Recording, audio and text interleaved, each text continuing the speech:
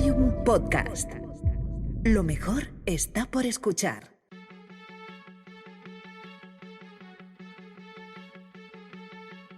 Abrimos una semana más el archivo pretoriano y esta semana toca libro séptimo. Hemos cruzado el inframundo, hemos conocido a personajes de la mitología que siempre has leído, Caronte, hemos visto al padre de Eneas, hemos contemplado la gloria futura de Roma y hoy Eneas y los suyos arriban al Lacio. Así que, sin más dilación, comienza el libro séptimo de la Eneida de Virgilio, Guerra en el Lacio. Roma Eterna, una producción de Podium Podcast con Iván Martín.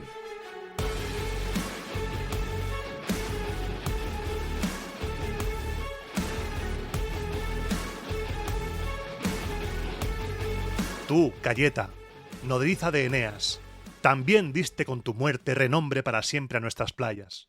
Todavía el honor que te rinden preserva tu morada de reposo.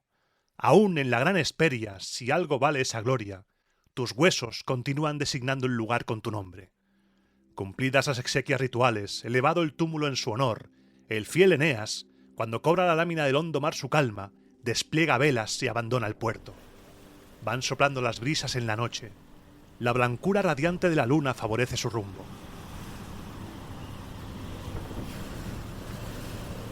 El mar riela su trémula luz. Pasan cerca arrasando las orillas de la tierra de Circe, la opulenta hija del sol, donde en sus arboledas nunca holladas no cesa de resonar el eco de los cantos.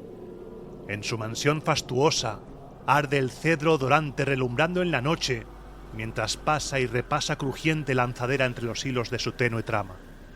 Perciben, a altas horas de la noche, furiosos rugidos de leones que luchan por romper sus cadenas, y los gruñidos de híspidos berracos y de osos enjaulados, y el ulular de lobos de pavorosa traza.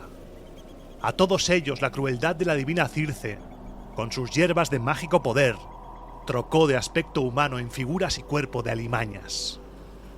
Por salvar a los justos troyanos de tamaña desventura si entraban en su puerto o si abordaban sus funestas playas, Neptuno hincha sus velas con viento favorable y facilita su huida y los conduce al hilo de bajíos espumantes.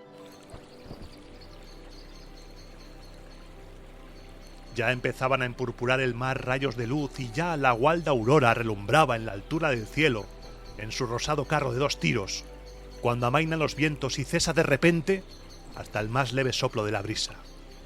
Los remos traban lucha con la marmórea languidez del agua. Entonces desde el mar columbra Eneas un inmenso bosque. Por entre la arboleda, en apacible curso, el río Tíber, girando en remolinos amarillento de su mucha arena, va irrumpiendo en el mar.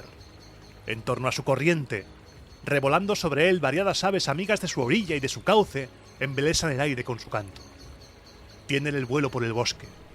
Eneas manda a sus compañeros virar el rumbo y enfilar las proas hacia tierra.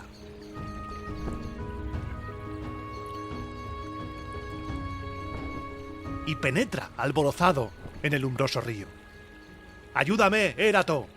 Ahora voy a contar quiénes eran los reyes y los remotos hechos y el estado en que el antiguo Lacio se encontraba, cuando por vez primera arribó con sus naves a las playas ausonias un ejército extranjero. Y evocaré el comienzo de la primera lucha. Inspírale, tú, diosa, a tu poeta. Contaré horrendas guerras, diré la formación de las batallas, y los príncipes movidos por su misma soberbia hacia la muerte, y las tropas tirrenas y toda Hesperia congregada en armas. Contaré horrendas guerras, se abre ante mí una historia de más vuelo. Acometo ahora una empresa mayor. El rey latino, anciano ya, seguía gobernando en larga paz plácidamente campos y ciudades. Nació, según es fama, de Fauno y de la ninfa Laurente Márica. Fauno fue hijo de Pico, y éste se envanecía de tenerte por padre a ti, Saturno. Fuiste tú, pues, Saturno, el fundador de este linaje latino. No tuvo este rey por decreto del cielo descendiente varón, pues le fue arrebatado en la flor de la edad uno que se le dio.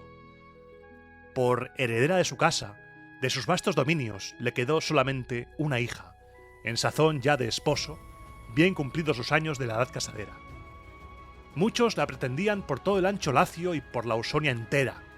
Destacaba entre todos el más hermoso de ellos, Turno, alentado por su largo linaje, a quien la misma esposa del rey se apresuraba con extraña ansiedad a tenerle ya por yerno. Mas diversos prodigios de los dioses, de aterrador presagio, lo estorbaban. Existía en el centro del palacio, en la parte más íntima de todas, un laurel de sagrado follaje, conservado con temor durante largos años. Según se refería, el rey latino se lo encontró allí al ir a fundar la ciudadela y se lo había consagrado a Febo, a Apolo, y llamó laurentinos por él a sus colonos. Un día se agolpó a lo alto de su copa una nube de abejas, me está maravillando solo de contarlo, cruzando por el aire translúcido con potente zumbido, y trabadas entre sí de sus patas quedaron de improviso colgadas en enjambre de una frondosa rama. Al instante, prorrumpe el adivino. Diviso a un extranjero que se acerca. Sus tropas se dirigen al lugar del enjambre. Vienen del mismo punto. Dominan lo más alto del alcázar. Otra vez, mientras él va alumbrando el altar con las teas sagradas y al lado de su padre, está en pie la muchacha Lavinia. Se advierte, horror, que el fuego hace presa en su larga cabellera y que va consumiendo su tocado la llama crepitante, que se queman las trenzas de la princesa y arde la diadema recamada de perlas. Ella, envuelta en el humo de la rojiza lumbre, va difundiendo el fuego a través del palacio. Este prodigio que ven, sí que lo toman por terrible presagio y visión admirable. Aseguraban que había de ser ella, ilustre por su gloria y su fortuna, pero que predecía para su pueblo pavorosa guerra. Estremecido el rey ante tales prodigios, acude a los oráculos de su padre, el adivino Fauno, y demanda respuesta allá, en los claros de Arboledas, al pie mismo de la Moeda Albúnea, el mayor de los bosques, donde resuena el eco de la fuente sagrada y exhala de su umbría hedor mefítico.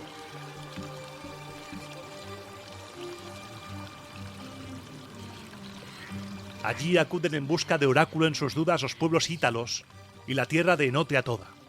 Allí, una vez que el sacerdote ofrece sus dones y en la noche silente se tiende a descansar sobre las pieles de las ovejas que han sacrificado, con que cubren el suelo, y solicita que le llegue el sueño, ve revolando en torno un sinfín de fantasmas de forma sorprendente, y oye voces diversas, y goza hablando con los dioses y conversa con el mismo Aqueronte en las profundas cimas del Averno.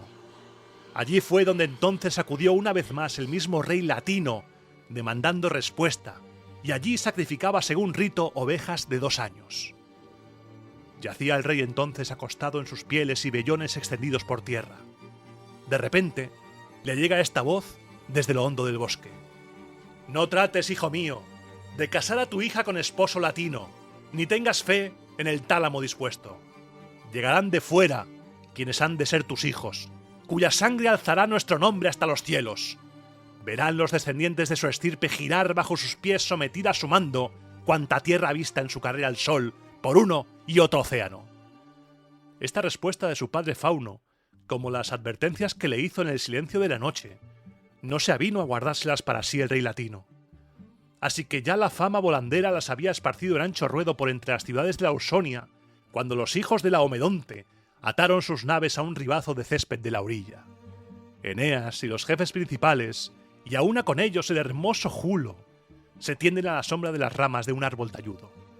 Allí disponen la comida y bajo las viandas van colocando tortas de espelta por el césped, pues así lo aconsejaba el mismo Júpiter, y la base de harina la aumentan con la fruta de los campos. Entonces, consumido lo demás, acontece que la misma escasez de provisiones les impulsa a llevarse a la boca el parvo plato de Ceres y a violar con sus manos y su osada mandíbula los bordes de la torta fatal, y aún a pasar a sus anchos cuadrantes. ¡Ay! Estamos comiéndonos las mesas sagradas, comenta Julo en broma. No dijo más. Al punto en que fue oída, su ocurrencia ataja de primeras nuestros males.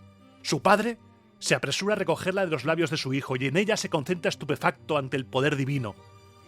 Y enseguida prorrumpe: «¡Salve, tierra que el hado me tenía reservada! Y vosotros también, salve, fieles penates de mi Troya. Este es el paradero. Aquí está nuestra patria.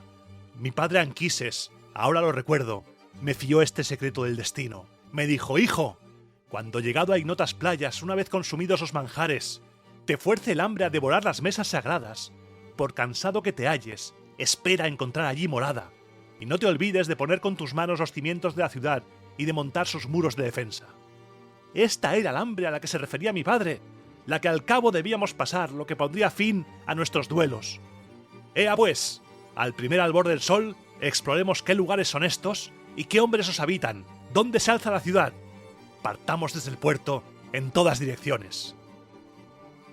Ahora, con vuestras copas, ofreced libaciones a Júpiter e invocad a mi padre Anquises con plegarias, y reponed de vino cada mesa. Eneas habla así, y enseguida ciñe sus sienes de frondoso ramo, y dirige sus preces al genio del lugar y a la tierra, la primera de todas las deidades, y a las ninfas y ríos todavía por él desconocidos. Luego invoca, en el orden debido, a la noche y las estrellas que estaban asomando entre las sombras, y a Júpiter de Lida, y a la madre de Frigia, e invoca a sus dos padres, el uno en el Empíreo, en el Erebo el otro. Entonces, desde lo alto del cielo despejado, tronó por 3 veces el Padre Omnipotente, y blandiéndola él mismo con su mano, desplegó de la cima del aire ante sus ojos una nube rutilante de luz y rayos de oro. De repente, se difunde por entre los troyanos el rumor de que ha llegado el día de fundar la ciudad prometida. Reanudan porfiados el festín, les llena el gozo de tan gran presagio. Van poniendo las jarras y las colman de vino, cuando la aurora del siguiente día alumbraba la tierra con la lumbre de su incipiente antorcha. Se lanzan en distintas direcciones a explorar la ciudad, las tierras y riberas de aquel pueblo. Este estanque es la fuente de Númico, este río es el Tíber, aquí viven los latinos. Marchan a paso raudo. Eneas, entre tanto, va cavando una zanja somera para trazar el cerco de los muros, y emprende su obra allí, y asienta su primera morada a la orilla del mar, como si fuera un campamento, con almenada valla y terraplén. Ya habían los legados recorrido el camino, ya avistaban las torres y tejados enhiestos de la ciudad latina, y se iban acercando a la muralla. Delante de ella, niños y mozos en la flor de la primera edad se entregan a ejercicios ecuestres y domeñan los carros entre nubes de polvo, o van tendiendo los briosos arcos, o hacen girar sus brazos los flexibles venablos, o compiten en carreras de a pie, o en luchas cuerpo a cuerpo.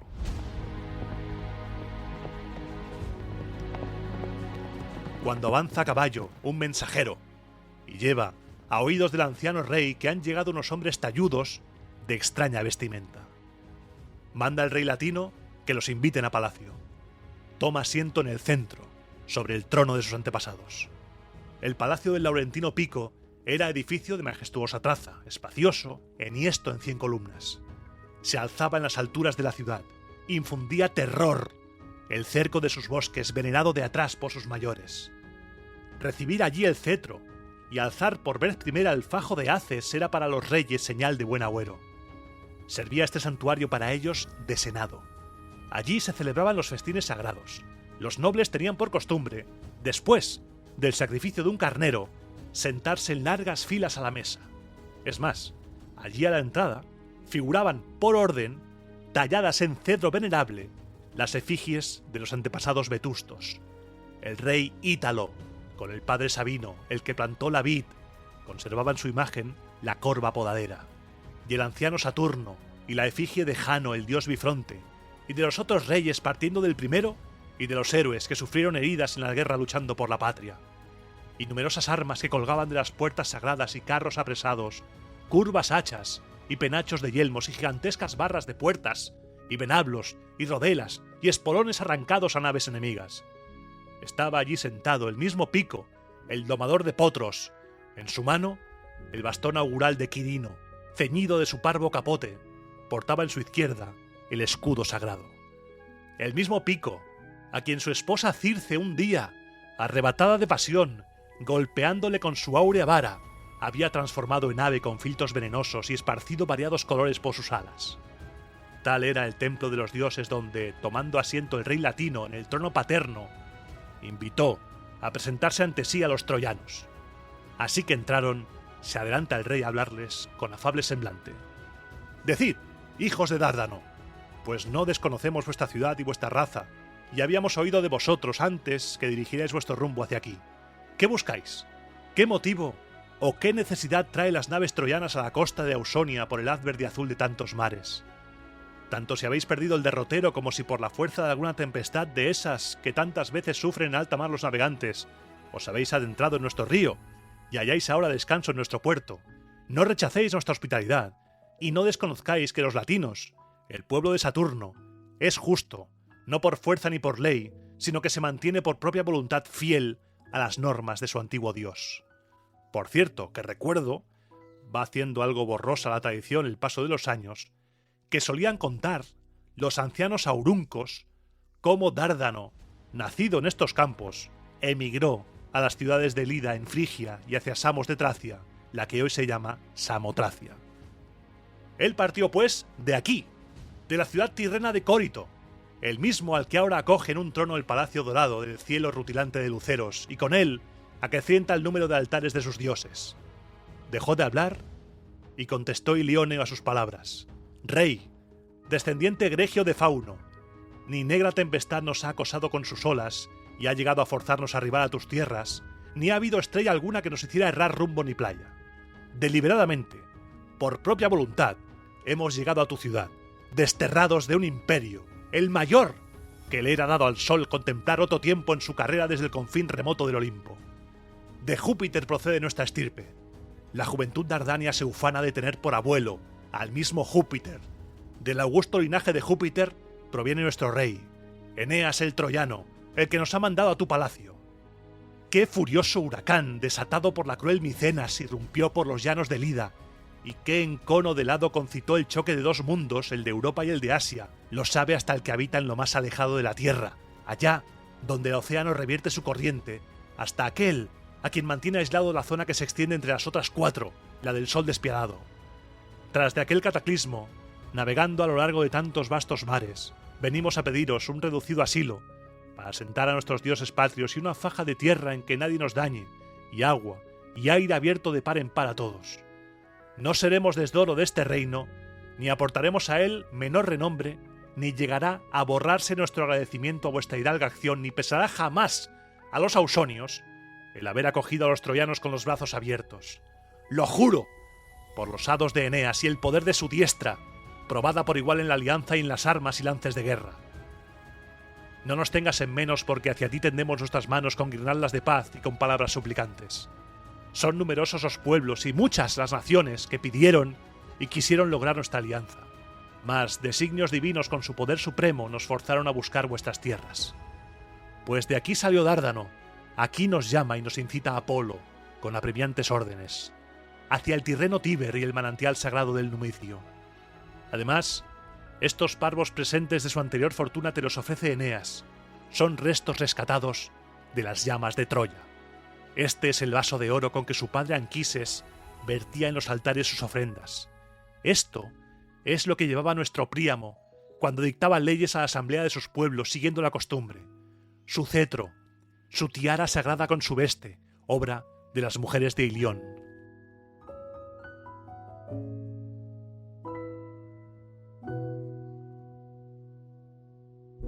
Ante tales palabras de Ilioneo, el rey latino permanece vuelto el rostro hacia abajo, sin moverse, clavada la mirada en el suelo, pero girando sus ansiosos ojos. No conmueven el ánimo del rey ni la bordada púrpura ni el cetro de Príamo tanto como la idea que le absorbe, la de la boda y la unión en matrimonio de su hija. Y da vueltas y vueltas, alma adentro, a la predicción del viejo Fauno. Este era el yerno aquel que le anunciaban los hados, procedente de un país extranjero, al que predestinaban a compartir el reino con el mismo poder, el que tendría descendencia egregia por su valor, que había de adueñarse por la fuerza de todo el orbe. Y al fin, prorrumpe gozoso. Que los dioses secunden mis propósitos y que cumplan su misma profecía. Se te dará, troyano, lo que anhelas. No desdeño esos dones, ni os faltarán tierras feraces mientras latinos reinen y vais a echar de menos la abundancia de Troya. Que Eneas en persona venga ya, si es tan vivo su afán hacia nosotros, si siente tal presura por unirse a nosotros con el vínculo de la hospitalidad y con el nombre de aliado nuestro, que no rehuya unos ojos amigos. Para mí será prenda de paz el estrechar la mano a vuestro rey. Llevadle de mi parte este mensaje.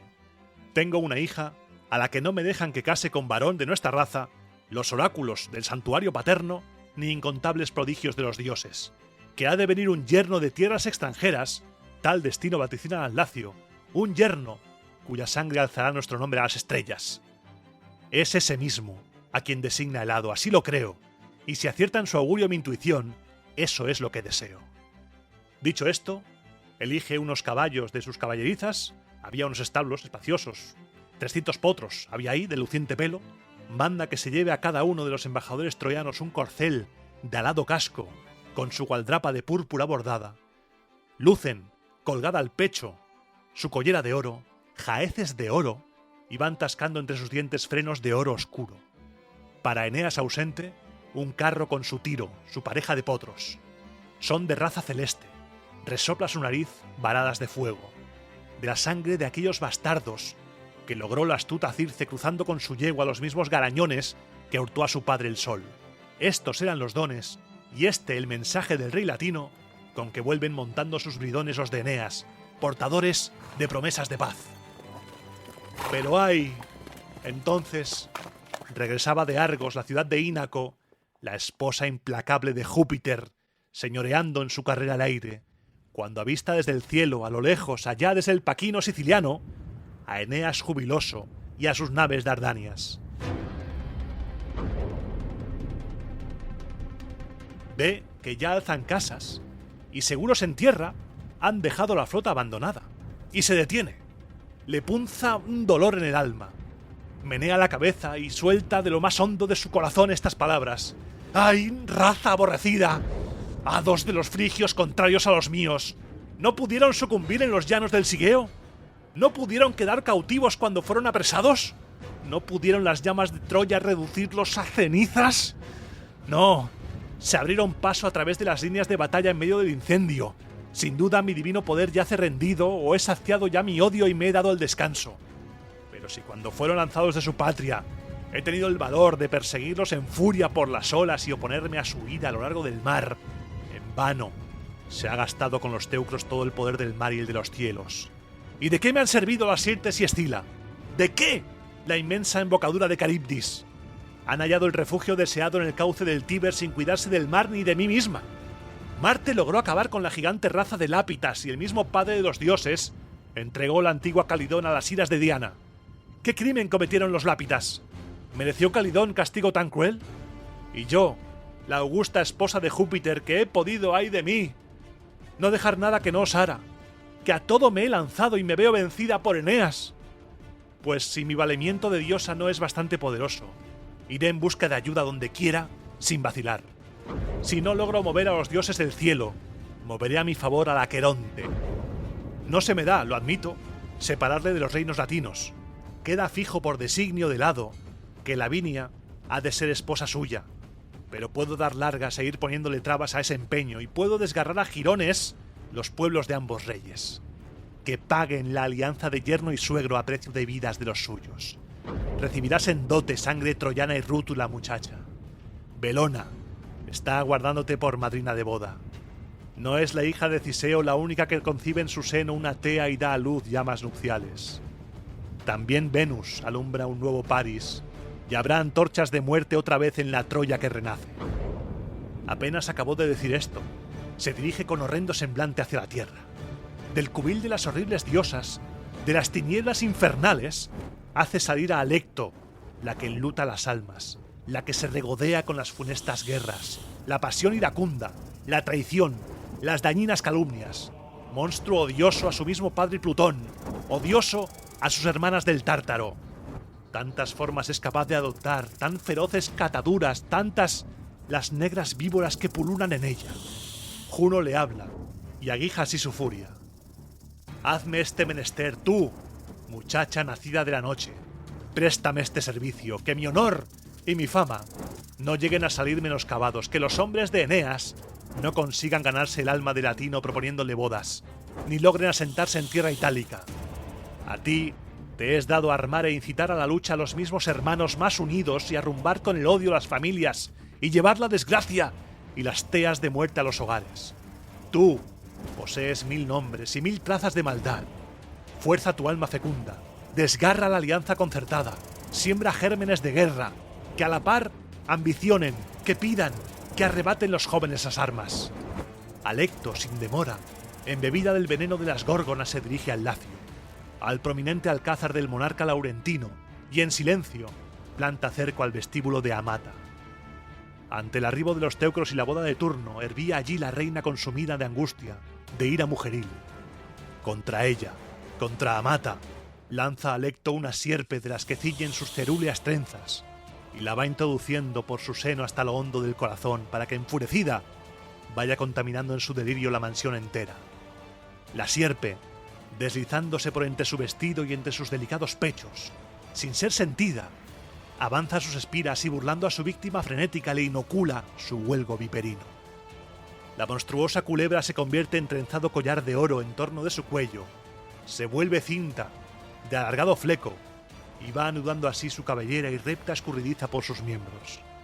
Y mientras la infección de la húmeda ponzoña infiltrada al principio por la piel cunde por sus sentidos y se extiende su fuego por sus huesos, y primero que su ánimo llegue a incubar la llama en todo el pecho, con el dejo de dulzura en la voz que acostumbra una madre, habla a su esposo vertiendo muchas lágrimas por la suerte de su hija y por la boda frigia concertada.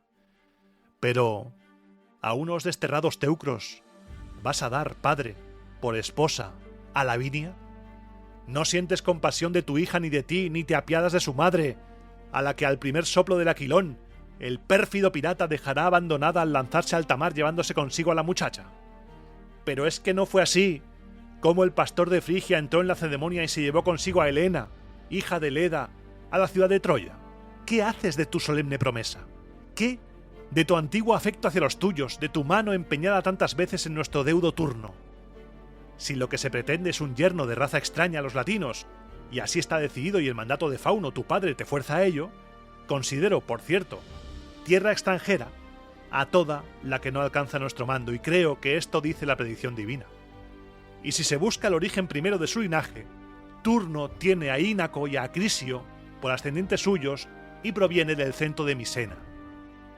Como ve que el latino, al que en vano pretenden doblegar sus palabras, permanece inflexible frente a ella, y que por lo más hondo de su ser se desliza en el enloquecedor veneno de la sierpe y la recorre en todas direcciones, la infortunada reina, sacudida por horrendas visiones, entonces sí que en loco frenesí se lanza de un extremo a otro de la ciudad, como a veces da vueltas y más vueltas al impulso de un vibrante cordel el trompo volandero, que los niños absortos en el juego hacen dar amplios giros en el ruedo de un pórtico vacío. Agitado por la cuerda, va trazando una vuelta tras otra. El corro de muchachos inclinados sobre él se pasma boquiabierto del misterio del girandero boj. El cordel le sigue dando bríos. Con no menor presteza, lanzada a la carrera, atraviesa la reina la ciudad entre sus desdeñosos moradores. Y llega a más, fingiéndose poseída de Baco, afronta un sacrilegio aún más grave y se arroja a mayor frenesí. Vuela a los bosques y esconde, en la espesura de los montes, a su hija, por arrancarla al tálamo troyano y retardar las antorchas nupciales. «Evoe, Baco», rompen gritos bramando, «solo tú mereces mi hija virgen.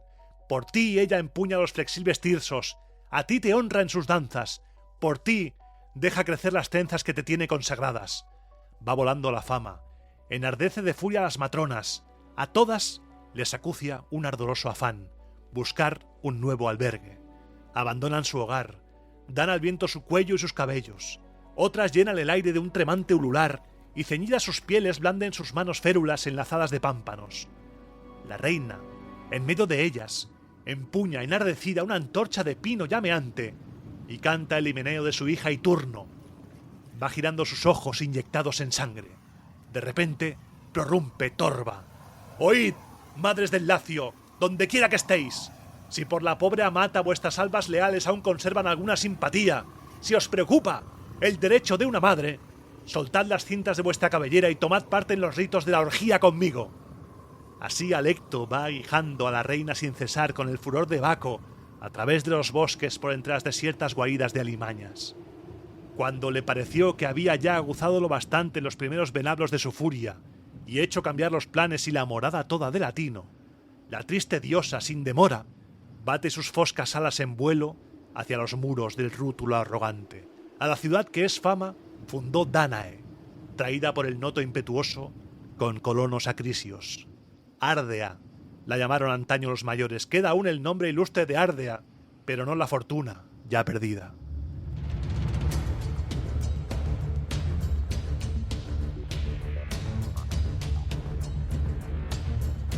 Turno, allí en su palacio de elevada techumbre, gozaba de su sueño. Mediaba la sazón la negra noche. Alecto se despoja de su torva catadura y su cuerpo de furia. Toma el rostro de una anciana. Surcan su odiosa frente las arrugas. Prende una venda a sus cabellos canos y se ciñe las sienes con un ramo de olivo. Se ha transformado en Cálibe, la anciana servidora de Juno, la guardiana de su templo. Y con estas palabras se presenta a los ojos del joven. Turno, ¿vas a sufrir que todos tus esfuerzos resulten mal perdidos y que pase tu cetro a unos colonos dárdanos? Te niega el rey la boda y la dote, ganada con tu sangre, y se busca para el reino un heredero extranjero. Ve en busca de peligros sin recompensa alguna, escarnecido. Anda, derrota ejércitos tirrenos, asegura la paz a los latinos.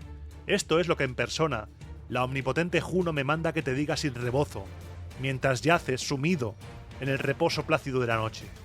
Aprésate a armar las escuadras de mozo.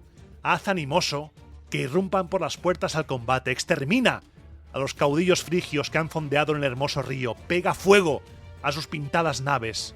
Es el poder augusto de los dioses del cielo quien lo manda. Que el mismo rey latino, si no accede a tu boda ni cumple la palabra prometida, conozca y pruebe en sí la pujanza de Turno en pie de guerra. El joven, por su parte, haciendo mofa de la divina, le dice: la noticia de la flota adentrada por aguas del Tíber no ha escapado a mis oídos como tú te supones. No te inventes tan grave temor por alarmarme. No se olvida de mí la excelsa Juno, pero a ti, la vejez decrépita, incapaz de atinar con la verdad, te agita el alma, madre, con vanas desazones y burla amedrentando a la divina con presagios de guerras entre reyes.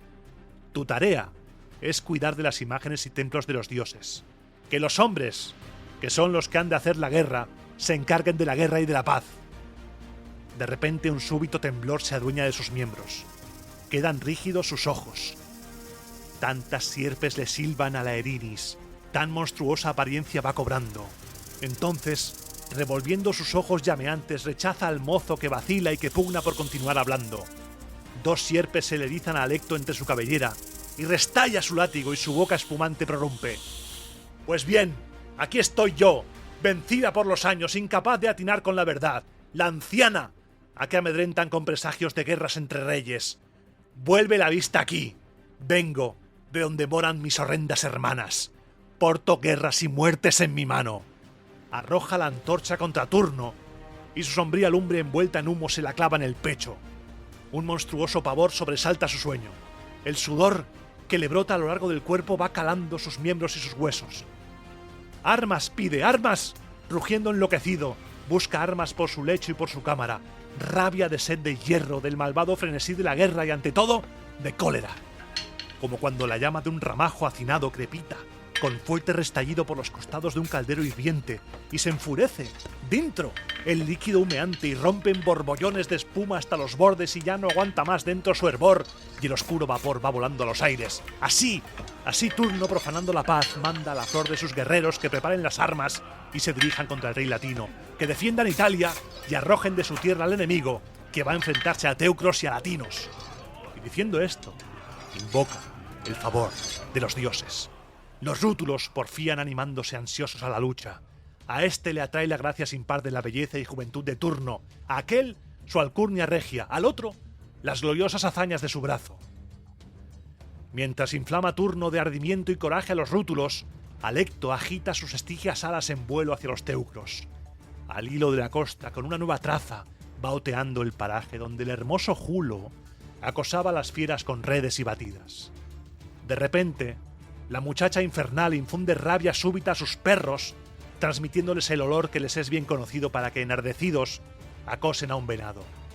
Esta fue la primera causa de sus desgracias, la que azuzó sus almas campesinas a la guerra.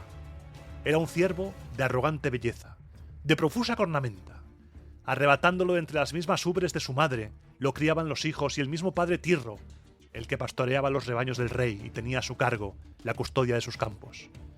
Silvia, la hermana, lo había acostumbrado a obedecer sus órdenes, y con todo su amor festoneaba sus cuernos trenzándoles guirnaldas primorosas y peinaba al agreste animal y lo bañaba en cristalina fuente.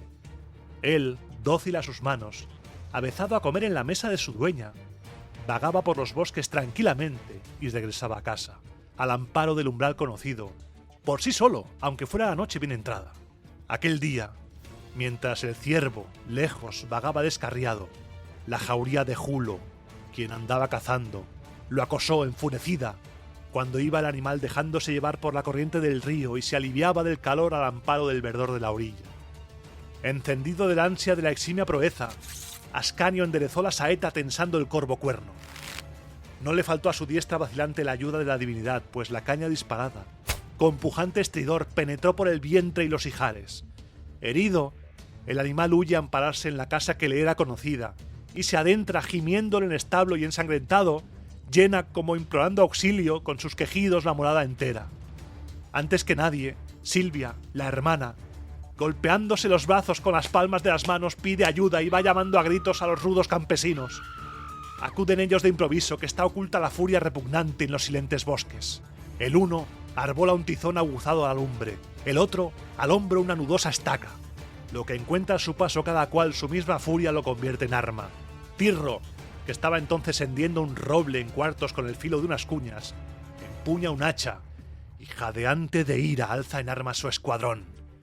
La fiera diosa, en tanto avizora desde su atalaya la ocasión de daño, tiende al vuelo al tejado del establo y de su misma cima da la señal de los pastores y con su corvo cuerno tensa su voz tartárea, que al instante estremece todo el bosque y el eco va sonando por las profundas cimas de la umbría. Lo oyó en su lejanía el lago de Trivia, oyólo el albonar, el de sulfúreas aguas, los ontanares del Velino, y las madres, temblando de pavor, apretaban a sus hijos a sus pechos. Al rebato siniestro del cuerno acuden raudos de todas partes, arramblando las armas los indómitos labradores. La mocedad troyana abre el portón del campamento y manda por su parte ayuda a Ascanio. Ya han formado sus líneas de batalla. No es la suya pelea de labriegos, trabada con garrotes ni con chuzos aguzados al fuego. Tratan de decidir la lucha a hierro de dos filos. Por todo el llano se eriza negra mies de desnudas espadas. Fulge el bronce hostigado por el sol e irradia sus destellos a las nubes. Como cuando al primer soplo del viento comienzan ya las olas a alvear y el mar se va encrespando poco a poco y encumbra su oleaje más y más hasta que el fin de lo hondo del abismo se yergue hasta los mismos cielos. En esto, una saeta silbadora de la primera línea de batalla derriba en tierra al mozo Almón, el mayor de los hijos de Tirro. Clavada en su garganta, cortó la húmeda senda de su voz y fue ahogando la tenue vida en sangre. Yacen en torno de él numerosos cadáveres de guerreros, entre ellos el anciano Galeso. Cayó mientras trataba de poner paz entre ellos. No hubo otro hombre más justo ni más rico en los campos ausonios aquel tiempo. Eran 5 sus rebaños de ovejas, 5 eran las vacadas de vuelta cada día a sus establos, 100 arados hendían sus besanas. Mientras sigue la lucha por los llanos con fuerzas pareadas, la diosa Alecto, cuando ha empapado en sangre la contienda, cuando ha trabado en muertes la primera batalla, deja Hesperia y regresa por las auras del cielo y victoriosa, con engreída voz, habla así a Juno. Ya tienes, lo estás viendo, resuelta la discordia en triste guerra. Di que se reconcilien y pacten alianzas cuando he teñido a los teucros en sangre ausonia. Haré más todavía si me sigues mostrando tu firme voluntad. Arrastraré a la lucha, difundiendo rumores a los pueblos vecinos, y encenderé sus ánimos en ansias de loco amor guerrero, porque de todas partes acudan en tu auxilio. Iré cuajando de armas las campiñas. Pero Juno le dice, ya basta de terrores y de tretas. Ya hay razones fundadas de contienda. Ya combaten armados cuerpo a cuerpo, y las primeras armas que primero el azar les ha ofrecido están bañadas ya de sangre nueva. Que sea esa la alianza, esas sean las bodas que celebren el descendiente egregio de Venus y el excelso rey latino.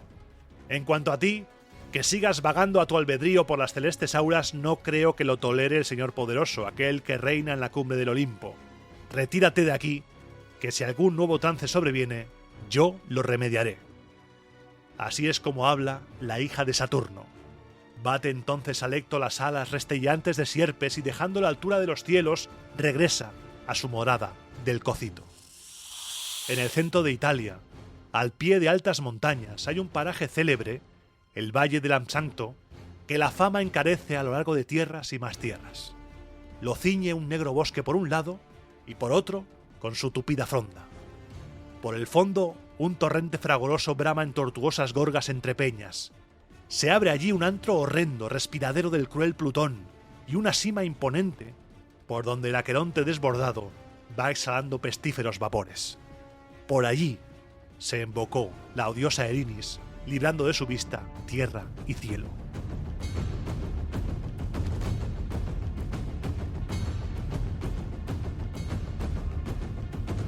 No dejaba entre tanto la real hija de Saturno de dar la última mano a la contienda. Desde el campo de batalla irrumpe en la ciudad todo el tropel de pastores cargados con sus muertos. Van portando el cadáver del mozo Almón y el de Galeso con la faz desfigurada. Imploran a los dioses, conjuran a la par al rey latino. Está presente entre ellos Turno. Entre denuestos por los muertos, entre fogosa cólera, él redobla el terror. Protesta de que llamen a los teucros a compartir el reino, que a una estirpe de Frigia se entremeta mientras a él se le expulsa de palacio. Entretanto, los hijos de las madres arrebatadas del furor de Baco, que danzando en tropel vagan por los breñales, no deja de pesar el prestigio de Amata, llegan de todas partes y juntos importunan al dios Marte. Y todos al instante, contra todo presagio, en contra de los hados divinos, frente a la voluntad de los dioses, demandan una guerra execrable y cercan a porfía el palacio del rey. Este resiste firme como en el mar la roca inconmovible, como peñón marino que aguanta con su mole el poder del embate fragoroso entre el turbión aullante de las olas. En vano rugen en torno a los escollos y peñas espumeantes, y rebotan las algas que azotan su costado. Pero cuando no cuenta ya con fuerzas para vencer su ciego empeño, y transcurre todo como lo quiere la implacable Juno, prorrumpe el rey latino poniendo por testigos una y otra vez a los dioses y a las inanes auras del cielo. Me doblegan los hados. ¡Ay, me arrolla la tempestad! ¡Ah, desdichados hijos! Con vuestra impía sangre pagaréis esta culpa. A ti, Turno, te aguarda la desgracia y un amargo castigo. Cuando ofrendes tus votos venerando a los dioses será tarde. En cuanto a mí, ya tengo ganado mi descanso. Ya el puerto está al alcance de mi mano, pero se me despoja de una muerte serena. No dice más. Se encierra en su palacio y abandona las riendas del gobierno. Había una costumbre en el Lacio de Hesperia que siempre las ciudades albanas han guardado por sagrada y que ahora la observa Roma, la señora del orbe, cuando empiezan incitando al dios Marte a trabar batalla, ya se apreste a lanzar contra los getas, los hircanos o árabes, el triste estrago de la guerra, ya encamine sus huestes a los indos o siguiendo la ruta de la aurora a recobrar del parto sus banderas. Hay dos puertas parejas de la guerra, es así como las llaman, consagradas por culto reverente y por terror del despiadado Marte. Están cerradas con 100 barras de bronce y con la firme solidez del hierro. Jamás deja al umbral su guardián Jano. Cuando toma el Senado la irrevocable decisión de guerra, Galano con la trábea de Quirino, ceñida al modo de gavios, abre el cónsul las puertas rechinantes y da la voz de guerra. Y toda la juventud la corea y las trompas de bronce responden con sus roncos acordes a sus voces. Con este mismo rito se hacía entonces fuerza al rey latino a declarar la guerra a Eneas y a los suyos y abrir las tristes puertas. Pero el anciano padre se guarda de poner su mano en ellas, y volviendo la espalda, elude tan odioso menester y se encierra en el ciego recinto de las sombras. Entonces, deslizándose del cielo, la reina de los dioses empuja con su mano la mole de las morosas puertas. Cierra el quicio y va haciendo saltar las férreas barras.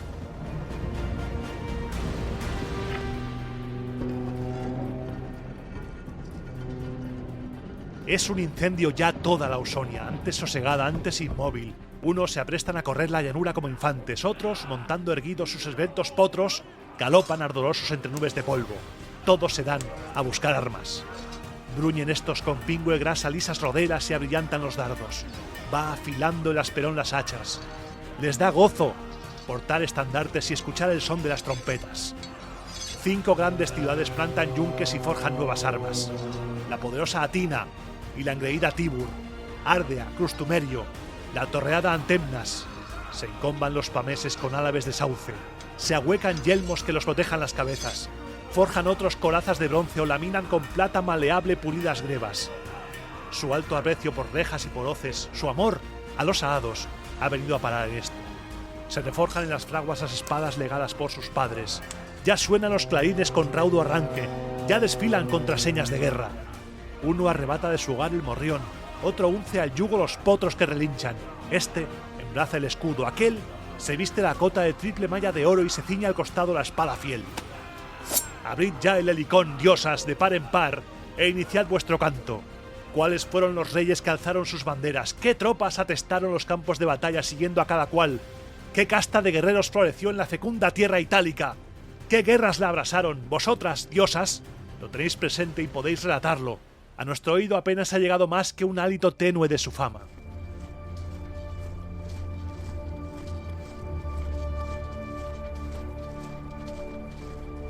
El primero en emprender la guerra y armar sus escuadrones es el feroz Mecencio, el de impío desdén hacia los dioses, llegado de las costas de Etruria. A su lado venía su hijo Lauso. No hubo entre todos mozo más hermoso, como no fuera Turno Laurentino, diestro en dominar potros y en vencer a las fieras. Viene al frente de 1000 hombres que en vano le han seguido de la ciudad de Aguila, digno de mayor dicha de la que hubo bajo la tiranía de su padre, digno de mejor padre que Mecencio.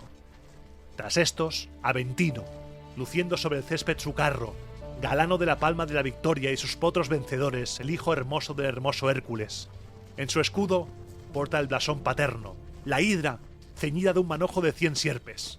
Fue la sacerdotisa Rea la que en el bosque del collado Aventino, de su unión con un dios, llegó a traerlo furtiva a las regiones de la luz, cuando el héroe de Tirinte, tras dar muerte a Gedeón, arribó victorioso a los campos laurentinos y sus vacas íberas bañó en las aguas de Tirreno. Sus hombres van armados al combate con dardos y con terribles picas, y blanden en sus manos corvo alfanje y rejones sabelios. El jefe marcha a pie, enrollando a su cuerpo una piel gigantesca de león, de horrenda crin revuelta, de albos dientes, con que corona su cabeza. De esta traza subía al palacio del rey con los hombros cubiertos con el atuendo de Hércules. Después viene Cátilo con el brilloso Coras, los hermanos gemelos, mozos oriundos de Argos. Han dejado las murallas de Tibur, que toma el nombre de su hermano Tiburto. Entre nubes de dardos se adelantan a la primera línea de batalla. Parecen 2 centauros nacidos de las nubes, que descienden de la empinada cumbre dejando atrás en su veloz carrera el Ómole y las nieves del Otris. Les cede el paso el gigantesco bosque, y ante ellos, abatido con potente fragor, cruje el ramaje. Y no falta allí Céculo, el que fundó Preneste, el rey que en todo tiempo se tomó por hijo de Vulcano, nacido entre el ganado allá en el campo, que había sido hallado sobre un yar. Tendida en derredor, le escolta una legión de campesinos, los que pueblan a la altura de Preneste, y allá en Gabios las campiñas de Juno, el gélido Anio, y las roquedas hérnicas rociadas de espuma de regatos, los que alimentan la opulenta Anagni, y tú, padre Amaseno. Todos ellos no portan arma alguna, ni broqueles, ni carros resonantes. Los más disparan bolas de plomo cárdeno, otros portan en su mano una doble jabalina. Les cubren capeletes de fulva piel de lobo. Acostumbran a llevar el pie izquierdo descalzo, el otro protegido por una áspera abarca. Y Mesapo, el domador de potros, descendiente de Neptuno, a quien nadie jamás consiguió derribar a fuego o hierro, convoca de repente a la lucha a sus pueblos, en paz tiempo atrás, ya desacostumbrados a la guerra, y vuelve a empuñar él en su mano la espada. Forman estos las huestes de Fescenio y los ecuos faliscos. Habitan la altura del Soracte, los campos de Flavinio, el lago y monte Címino, las umbrías de Capena, y a paso compasado desfilan entonando canciones a su rey, como los níveos cisnes a veces entre nubes transparentes cuando vuelven del pasto, dan al aire los sones melodiosos de sus tendidos cuellos y su eco va a lo lejos, resonando en el río y en la laguna de Asia. Ninguno tomaría tan ingente desfile, por formación guerrera entreverada de broncíneas armas. Lo creería nube de vocingleras aves que raudas por el aire avanzan de alta mar hacia la orilla. Ahora, mirad a Clauso, el que lleva en sus venas vieja sangre sabina. Manda un nútrido batallón, es el que ha propagado la tribu y parentela de los Claudios desde que los sabinos forman parte de Roma. Con él viene una densa cohorte de Amiterno, los antiguos quirites, todo el tropel de fuerzas de Ereto y la olivífera Mutusca, los que habitan la ciudad de Nomento, las campiñas de Rosea junto al lago Belino, los que pueblan los hórridos peñascales de Tétrica, los del monte Severo, los de Casperia y Fórulos, los de allá donde fluye el caudal del Ímela, los que beben las aguas del Tíber y del Fábaris, aquellos que ha mandado la fría Nursia, los escuadrones de Horta y los pueblos latinos, y los que el Alia, de recuerdo infausto, atraviesa bañando con sus ondas. Tantos como las olas que ruedan por el claro mar de Libia cuando el furioso Orión se sumerge en sus aguas en invierno, o como los corros de apretadas espigas que el sol, con nuevo brío, va tostando en los llanos del Hermo, o en los dorados campos de Licia. Resuenan los broquetes. La tierra se estremece batida por el golpe de los pies. Después Aleso, el hijo de Agamenón, hostil al nombre troyano, unce los potros a su carro. En ayuda de Turno ha arrastrado 1 millar de fieros pueblos los que con el rastrillo roturan las laderas másicas ricas en el don de Baco, y aquellos que enviaron los señores auruncos de sus altos collados, o los de las vecinas llanadas de Sidicino, los que han dejado Cales, los que habitan orillas del Volturno, el río de los Vados, y aúna con ellos los del áspero Satículo y las tropas de los Oscos. Es su arma arrojadiza la jabalina de torneada punta, a la que por costumbre fijan flexibles látigos. Cubre su brazo izquierdo parvo escudo de cuero. Cuerpo a cuerpo luchan con corvo alfanje. Y no vas a quedar, Évalo, sin mención en este canto, tú, el hijo que a Telón ya entrado en años dio la ninfa Sebectis, según cuentan, cuando reinaba en Capri la de los Teleguas.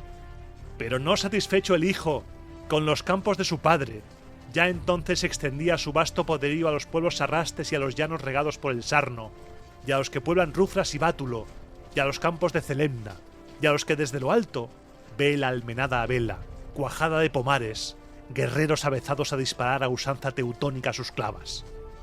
Protegen su cabeza con yelmos de corteza de alcornoque. Brilla el bronce en sus petos. En sus espadas resplandece el bronce. La montañosa Nerva es la que a ti te manda a la batalla, a ti, Ufente, glorioso por tu fama y la buena fortuna de tus armas. Capitanea el clan de los Equículos, hórrido cual ninguno, acostumbrado a cazar sin descanso por los bosques y al laboreo de la dura gleba. Labran su tierra armados y gozan en volver siempre a casa con una nueva presa y vivir de la rapiña. Y venía también un sacerdote del pueblo marrubino, lo envió el rey Arquipo. Era un bron más valiente que ninguno. Luce al yelmo un festón de fructífero olivo. Sabía con ensalmos y el tacto de sus manos adormecer las víboras y culebras acuáticas de ponzoñoso huelgo y apaciguar su furia y con su arte curar sus mordeduras. Pero no fue capaz de hallar remedio al golpe de una lanza dardania, ni los mismos ensalmos con que infundía el sueño, ni tampoco las hierbas recogidas en las montañas marsas le valieron para curar su propia herida. Lloró por ti el bosque de Angicia, por ti el lago Fucino con su undoso cristal, por ti lloraron los traslúcidos lagos. También iba a la guerra Virbio, el hijo de Hipólito, de radiante belleza. Destacaba entre todos, lo mandaba su misma madre Aricia, que lo había criado en los bosques de Egeria en torno de la orilla anegadiza de su lago, donde tiene Diana su rico altar en dones y favores. Pero es fama que Hipólito, cuando perdió la vida por insidias de su madrastra y destrozado el cuerpo por los potros desbocados, sació la venganza paterna con su sangre, volvió a mirar la bóveda estrellada y a respirar las auras de la altura, recobrado por obra de las hierbas de peón y el amor de Diana. Y entonces el Padre Omnipotente, indignado de que un mortal se alzara de las sombras infernales a la luz de la vida, precipitó en las hondas estigias con su rayo a Esculapio, hijo de Apolo, inventor del remedio. Pero Trivia benévola da en esconder a Hipólito en un lugar secreto y lo deja al cuidado de Egeria, allá en el bosque de la ninfa, en donde, inadvertido, pasaría la vida en soledad por los jarales ítalos y, cambiando de nombre, llevaría el de Virbio. Por eso se mantiene alejados del santuario de Diana y sus bosques sagrados a los corceles de sonante casco, porque un día, espantados de los monstruos marinos, lanzaron carro y mozo por la playa. Y sin embargo su hijo acuciaba sus potros fogosos por la lámina del llano y volaba al combate en su carro de guerra. El mismo Turno va en primera fila, espada en mano, girando a un lado y a otro su arrogante figura. Sobresale de entre todos toda su cabeza. Ondea en su morrión triple penacho donde sostiene en alto una quimera que arroja de sus fauces llamaradas del Etna, y más rebrama el monstruo entre el furor de su siniestro fuego cuanto más se embravece la batalla desatada en raudales de sangre. Embellecía su pulido escudo Io, tallada en oro, erguidos los cuernos, cubierta ya de pelo, vaca ya, portentosa invención, y Argo, guardián de la muchacha, y su padre Ínaco, vertiendo su caudal del cincelado cántaro. Sigue a turno una nube de peones con su broquel a brazo, apiñados por toda la llanura. Son los jóvenes argivos y las bandas de eununcos, y los rútulos, y los viejos sicanios, y las tropas sacranas, los lábicos armados con pintados broqueles, los que labran los sotos de tu orilla río Tíber, la sagrada ribera del Númico, y los que aladran con el arado los collados rútulos, el saliente de Circe y las campiñas de Anxur que Júpiter preside, y aquel claro, de bosque verdegueante, delicia de Feronia, y allá donde reposa el sombrío marjal de Sátura, y el hondo de los valles donde el helado Ufente se abre paso y va a hundirse en el mar. Y cerrando el desfile, Camila, de la raza de los Volscos, que manda una cabalgata de jinetes, sus escuadrones de radiante bronce. La muchacha guerrera, que no avezó sus manos femeninas a la rueca ni al cestillo de lana de Minerva, pero curtió su cuerpo en el rigor de los combates y en la carrera de a pie hasta ganar la delantera al viento. Volaría por encima de una mies intacta y su pie no heriría las frágiles espigas, o correría por encima del mar y no humedecería sus pies. Todo el tropel de jóvenes irrumpiendo de casas y de campos y los corros de madres la contemplan absortos a su paso. Miran maravillados cómo el regio atavío de la púrpura cubre sus finos hombros, cómo lleva enlazados sus cabellos con su fíbula de oro, con qué donaire porta un carcaj licio y su callado pastoril de mirto con el remate de ferrada lanza.